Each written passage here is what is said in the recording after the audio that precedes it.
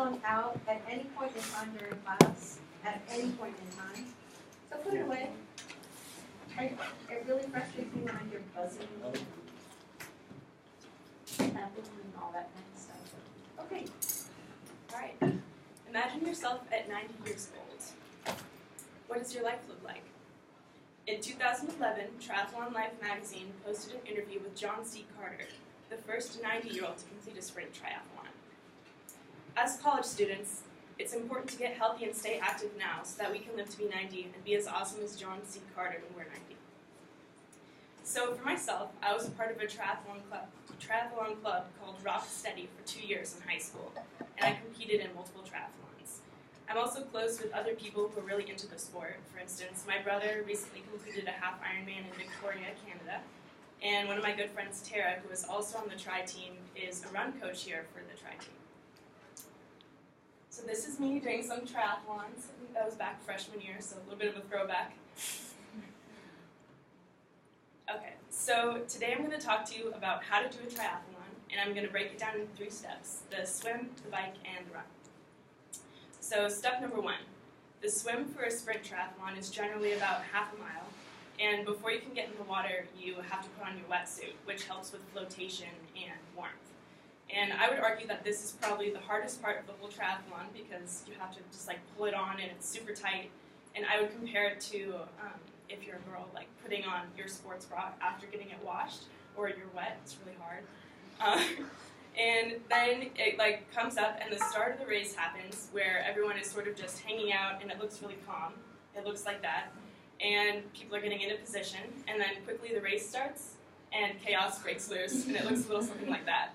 So the start of the race is really important because if you're a strong swimmer, you want to be out in front or out to the side so that you can avoid all that havoc and try not to get kicked and pulled on when there's a mass of people like that.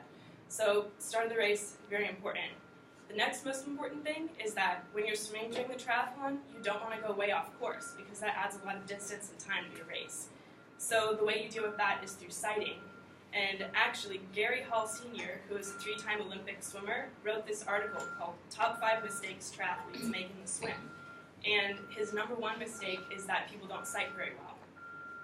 So what he recommended is that people sight every 10 to 12 strokes. So normally when you're swimming in a pool, you can just breathe left, turning your head to the side.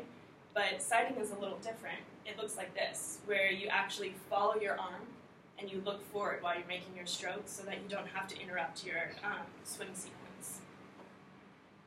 Okay, so after the swim is over, you jump out of the water and you start running up the beach and you're pulling off your wetsuit as you go to your bike. And that leads to step 2, which is the bike ride. And that's normally about 12.5 miles. And the number 1 most important thing is that you have to wear your helmet at all times on your bike and keep the chin strap buckled. Otherwise, you get disqualified. So you want to look cool like that guy.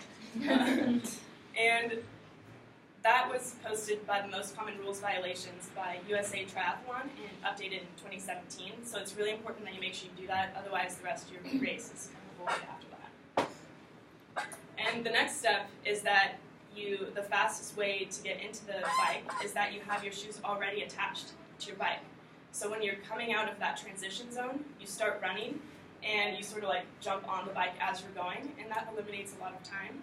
So you could look really cool like that guy if you're doing it right, or you might end up looking more like this guy if you do it wrong. So you can use your own discretion about your skill level to see if you can do that or not.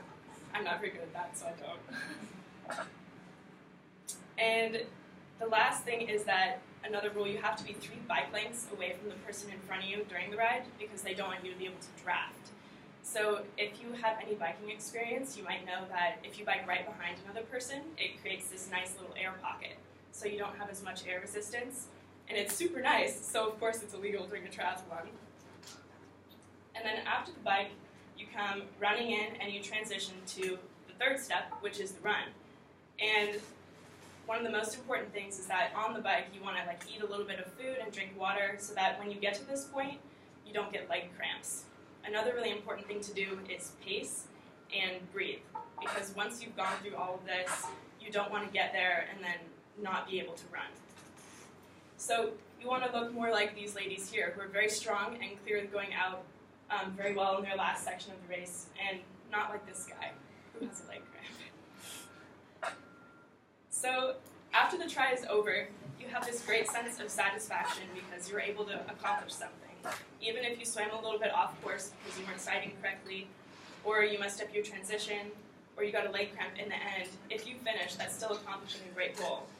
And it might seem daunting to do a triathlon because it's combining 3 sports into one, but it's a lot of fun, and you might fall in love with the sport, and you might even be doing it until you're 90. Thank you.